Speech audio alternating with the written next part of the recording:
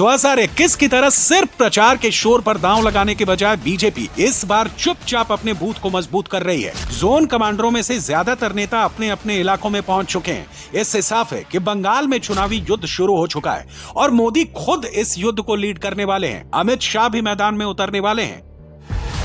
Reports के मुताबिक मोदी और गृहमंत्री अमित शाह दिसंबर से लगातार बंगाल का दौरा करेंगे। ऐसी भी खबरें हैं कि 13 या 14 दिसंबर को हुगली जिले के आरामबाग में प्रधानमंत्री मोदी की रैली हो सकती है। नोट करने वाली बात यह भी है कि बंगाल के लिए बीजेपी ने अपने चुनावी वॉर रूम बिहार चुनाव के नतीजों से पहले ही एक्टिवेट कर दिया था।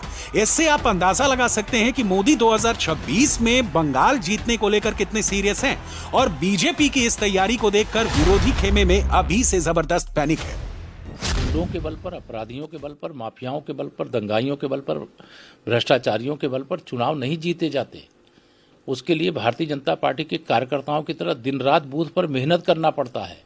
ये सपा वाले, ये बसपा वाले, ये कांग्रेस वाले, ये राष्ट्रीय जनता दल वाले, ये टीएमसी वाले सोचते हैं परिश्रम भारतीय जनता पार्टी का कार्यकर्ता करे और उसका फल इनके पार्टियों को मिल जाए, तो वो नहीं मिलने वाला है। अब वर्तमान भी भाजपा का है और भविष्य भी भाजपा का है। टीएमसी के लोग हिंदू समाज के लोगों को डराने का प्रयास कर रहे हैं। हिंदू समाज के लोग डरने वाले नहीं हैं। हम किसी से डरने वाले नहीं हैं। टीएमसी के लोग बंगाल में सांप्रदायिक सद्भाव का जो फैब्रिक है उसको तोड़ने का प्रयास कर रहे हैं।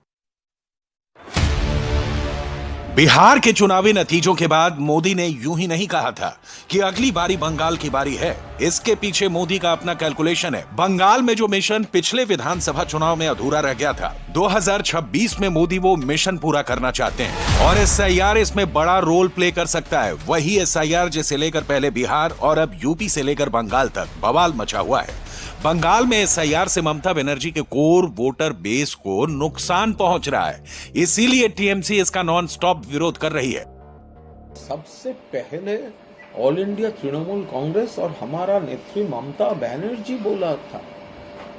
तो जब महाराष्ट्र में कांग्रेस का रिस्पॉन्सिबिलिटी था ये वोट चोरी रोकने का, कांग्रेस फेल किया, दिल्ली में फेल किया, और बंगाल में जब कंस्पिरेसी कर रहा है भाजपा और उससे इन्फ्लुएंस्ड हो जा रहा है नेशनल इलेक्शन कमीशन, तब पहले से ममता बनर्जी उसको प्रोटेस्ट कर रहा है, अभिषेक बनर्जी प्रोटेस्ट कर रहा है, all India Trinamool Congress protest कर रहा है। ये तो ममता जी बहुत पहले बोली थी। और दूसरे बात, बंगाल में मल्लिकार्जुन जी उनका पार्टी तो इसके पहले वो तो सीपीएम से हाथ मिलाकर वो तो एंटी भाजपा वोट डिवाइड करने का भाजपा का बी टीम जैसा बिहेव कर रहे थे पहले। तो इसीलिए वो उन्होंने जो किया तो उसको याद रखना चाहिए।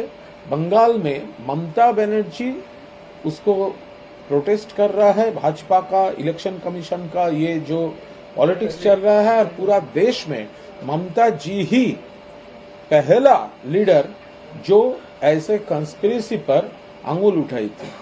देखिए, ये तो बीजेपी के नेता एसआईआर को ढाल बना रहे हैं और वोट चोरी के माध्यम से सत्ता पा रहे हैं।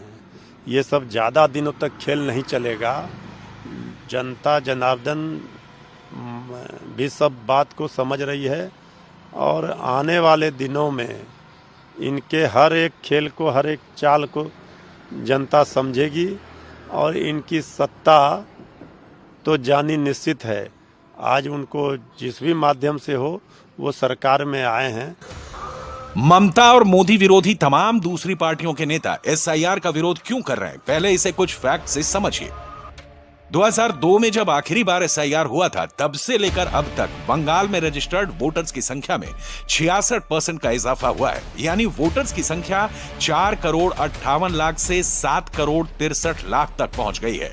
ईसीआई के डेटा के मुताबिक जिन 10 जिलों में सबसे ज्यादा वोटर्स में इजाफा हुआ है, उनमें से 9 जिले बांग्लादेश के साथ अपना बॉर्डर शेयर करते हैं। उत्तर दिनाजपुर में यह इजाफा 105%, मालदा में 94%, मुर्शिदाबाद में 87%, साउथ 24 परगना में 83%, जलपाईगुड़ी में 82%, कूच बिहार में 76%, नॉर्थ 24 परगना में 72%, नाडिया जिला में 71% और दक्षिण दिनाजपुर में यह इजाफा करीब 71% का हुआ है।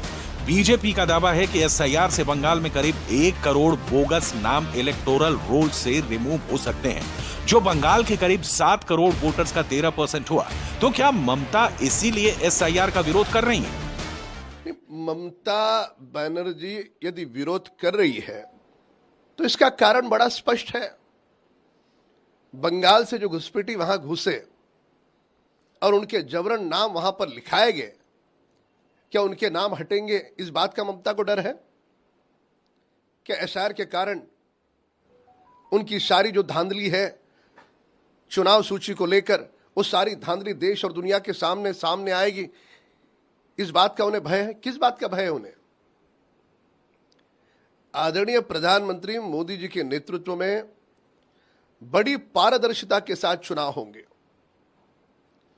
और यदि उन्हें कोई भय है, डर है, खुल करके बोले।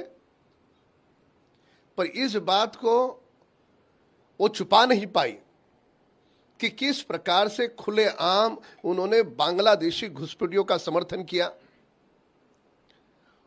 उनका तुष्टीकरण करने के नाम पर पश्चिम बंगाल की पवित्र भूमि का नाम उन्होंने बदनाम किया। पूरी तरह से उनका जनाधार समाप्त हो गया है। आने वाले चुनाव में करारी हार का डर उनकी इन करतूतों से दिखता है।